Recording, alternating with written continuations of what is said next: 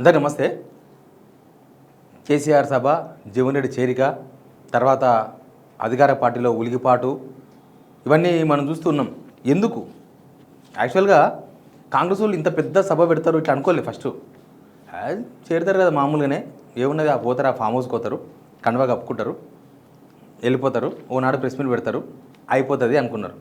కానీ కేసీఆర్ వస్తాడు అనుకోలే. సభ పెడతారన్నప్పుడు కూడా కాంగ్రెస్ కేసీఆర్ వస్తాడు, కేసీఆర్ మాట్లాడతాడు అనుకోలే.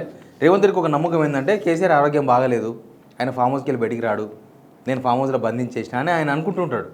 కానీ ఆయన బ్రహ్మాండంగా గట్టిగా మాట్లాడి నేను అవన్నీ ఈయన అనుకునేటివన్నీ అబద్ధాలే. ఈయన హైకమాండ్ కూడా చాలాసార్లు కేసీఆర్ ఆరోగ్యం బాగాలేదు, బయటికి రాడు, ఇక కాదు ఇదంతా అని కూడా చెప్పుకున్నాడట. లాస్ట్కి ఆయన ఆరోగ్యంగా ఉన్నాడు, మంచిగా ఉన్నాడు, నేను వార్నింగ్ కూడా ఇచ్చింది కదా, నువ్వు 1000 జన్మలు ఎత్తినా నేను సావని కొడకా అన్నాడు కేసీఆర్. సరే అవన్నీ ఓకే, బట్ ఎందుకు కాంగ్రెస్ అంత ఉలికి పడింది? ఇప్పుడు జీవన్ రెడ్డి ఎమ్మెల్యే కాదు, ఎమ్మెల్సీ కాదు, మినిస్టర్ కాదు, కనీసం ఆయనకు పార్టీ పదవి కూడా లేదు.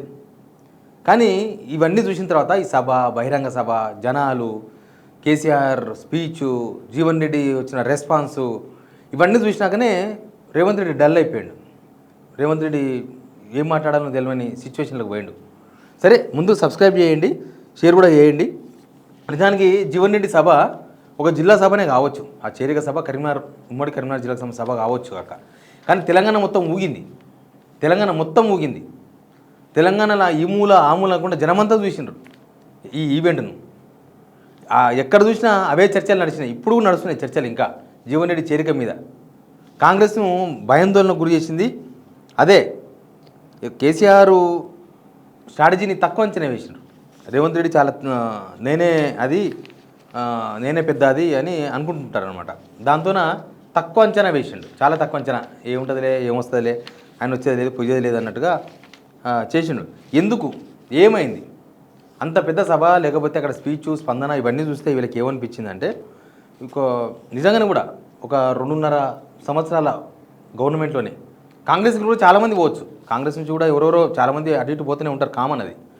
కానీ ఒక 42 ఇయర్స్ ఎక్స్పీరియన్స్ ఉన్న సొంత పార్టీలో ఉన్న ఒక సీనియర్ లీడర్ 42 డేస్లో నిర్ణయం తీసుకున్నాడు, నేను వెళ్ళిపోతున్నా, నేను ఉండలేను ఇక్కడ.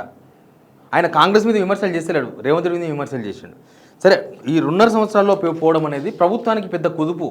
పార్టీకి, కాంగ్రెస్ పార్టీ ఎవరు పోయినా పార్టీ ఉంటుంది, ఆ పార్టీకి వచ్చిన డోకా ఏం లేదు. కానీ ప్రభుత్వానికి ఒక కుదుపు ఇది. ప్రభుత్వానికి కుదిపేందుకు ఇప్పుడు ఆయన మాట్లాడిన మాటలు కూడా చాలా అంటే ఆయన డైరెక్ట్ రేవంత్ రెడ్డినే మాట్లాడిండు, పీడ విరుగుడు అవుతుంది, ఈ శని పీడ విరుగుడు కావాలి అన్నాడు జీవన్ రెడ్డి. కాంగ్రెస్ ఏమన్నా ఆయన కూడా ఇట్లా ఇదంతా ఒక పొలిటికల్ ఇంపాక్ట్ చూపేటట్టుంది. ఇప్పుడు జీవన్ రెడ్డి సత్తా తెలిసిన వాళ్ళు అయితే ఇట్లా చేయరు, తెలిసి కూడా ఇట్లా చేసినారు అంటే అది మీ తప్పిదం, కాంగ్రెస్ వాళ్ళ తప్పిదం. ఇప్పుడు ఉత్తనే ఇచ్చిండు ఆయనకు, కేసీఆర్ వేదిక మీదనే జనరల్ సెక్రటరీ ప్రకటించిండు, తర్వాత నిజామాబాదు, కరీంనగరు, ఆదిలాబాదు అవన్నీ చూసుకోమని చెప్పారు. ఆయన ఎమ్మెల్సీగా, గ్రాడ్యుయేట్ కూడా ఎమ్మెల్సీగా ప్రతిపక్షంలో ఉన్నప్పుడు, కాంగ్రెస్ ఇంకా ఏడ లేనప్పుడు, అసలు కాంగ్రెస్ ఏమేదో తెలియనప్పుడు, లాస్ట్ 21 అనుకుంటా ఆయన ఎమ్మెల్సీగా గెలిచిండు. గ్రాడ్యుయేట్స్ చదువుకున్న వాళ్ళంతా ఓటేసిండు జీవన్ రెడ్డికి. ఆయనకు నెట్వర్క్ ఉంది కాబట్టి ఆయన ఇక్కడంతా పనిచేయాలని చెప్పేసిండు. ఈ 2.5 ఇయర్స్లో పోవడం అనేది ప్రభుత్వానికి ఒక పెద్ద దెబ్బ. యాక్చువల్గా ఎవరైనా అధికార పార్టీకి రావాలనుకుంటారు, అధికార పార్టీ నుంచి ఎవరు పోరనుకోరు. మీరు ఎవరైనా చూడండి, ఇప్పుడు ఎవరైనా సరే పొలిటీషియన్స్ ఎలక్షన్స్కి ఒక 6 months ముందు పార్టీలు మారుతూ ఉంటారు. ఇప్పుడు మనకు జూపల్లి కృష్ణారావుని చూడండి, పొంగులేటి శ్రీనివాసరెడ్డిని చూడండి, తుమ్మల నాగేశ్వరరావుని చూడండి. 6 months ముందే కదా వాళ్ళ పార్టీ మారింది, ఎలక్షన్స్కి 6 months ముందు. మరి అంతకుముందు ఏమన్నా పొంగులేటి శ్రీనివాసరెడ్డికి ఏమన్నా 10 ఉండేనా బీఆర్ఎస్లో? ఏం లేదు.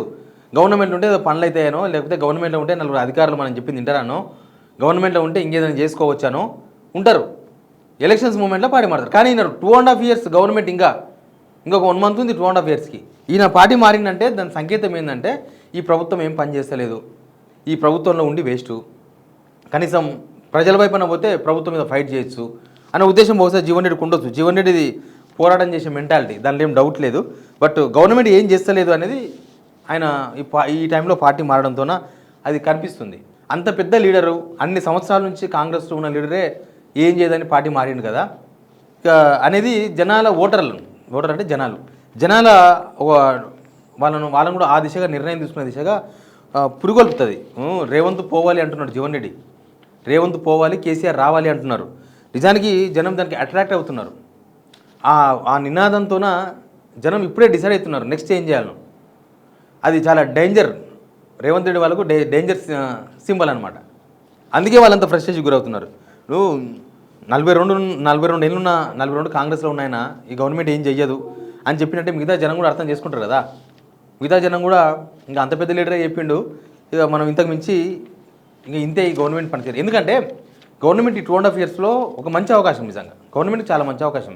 రేవంత్ రెడ్డి వయస్సు, లేకపోతే ఆయనకు ఉండే స్పీడ్నెస్, ఇదంతా తెలంగాణ ఎక్కడో పోతుంది అనుకున్నారు. కేసీఆర్ కూడా చెప్పిండు కదా, గవర్నమెంట్ పోయిన తర్వాత ఆయన ఒక టీవీ ఛానల్ ఇంటర్వ్యూలో చెప్పిండు, తక్కువ వయసు ఉంది, తెలంగాణను మంచి డెవలప్మెంట్ దిశ తీసుకుపోవాలని కోరుకుంటున్నా, అంతకు మించి నేను ఇచ్చే సలహా ఏం లేదని చెప్పిండు, కేసీఆర్ చెప్పిండు.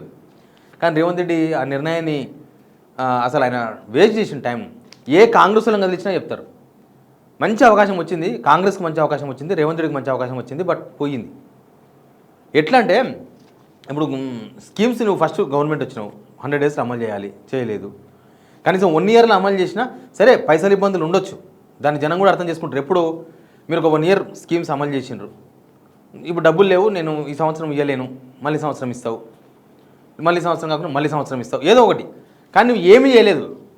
నువ్వు లాస్ట్ ఇయర్ చేస్తా అంటే జనాలు నమ్మరు. జనం ఇప్పటికే డిసైడ్ అయిపోయినారు రేవంత్ రెడ్డి వేస్ట్ అని డిసైడ్ అవుతున్నారు. జనం డిసైడ్ అయిపోయినారు చాలామంది.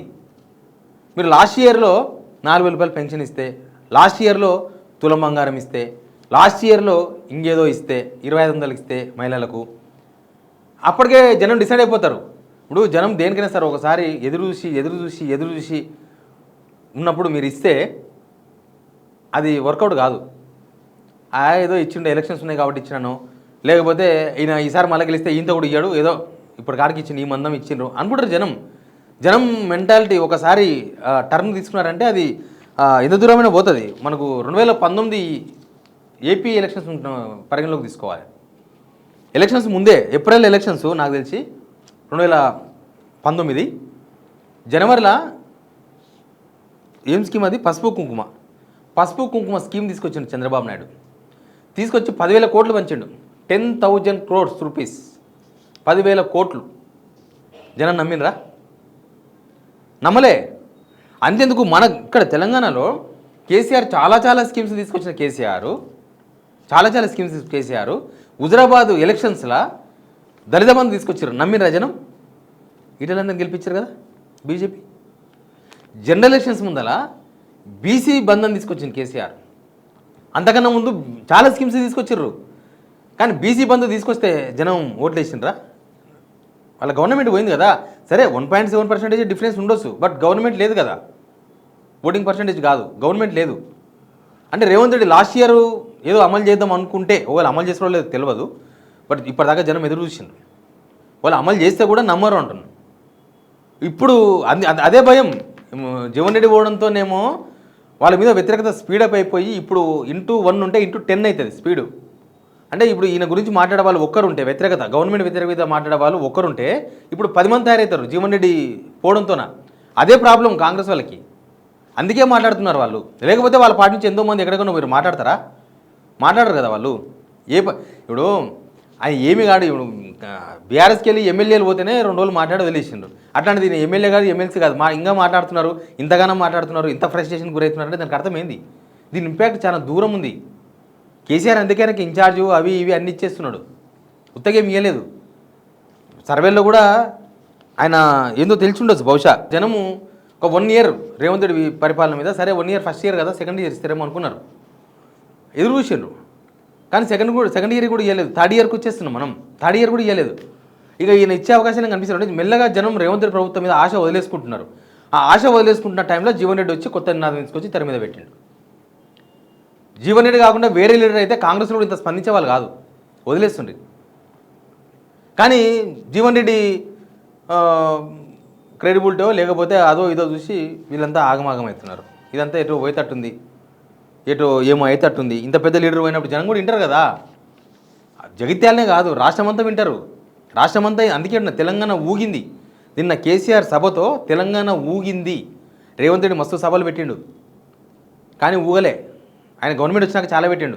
ప్రతిపక్షం ఉన్నప్పుడు పెట్టినప్పుడు కూడా ఇంత పెద్ద ఊపేం రాలేదు. కాంగ్రెస్ అప్పుడు రేవంత్ రెడ్డి ఫోకస్ కాదు, కాంగ్రెస్ ఫోకస్, కానీ ఇక్కడ కేసీఆర్ ఫోకస్. బట్ ఈ సభ తర్వాత కాంగ్రెస్ వాళ్ళకు ఫ్యూచర్ మీద భయమవుతుంది. ఇది ఎక్కడికో పోతుంది, ఎక్కడికో దారితీసి తట్టుంది. అంత ఈజీగా ఏదో పార్టీ మారిండు, కండువా కప్పిండు, చేరిండు, ఇది కాదు ఇష్యూ.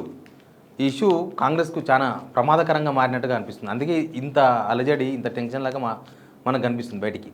Please subscribe.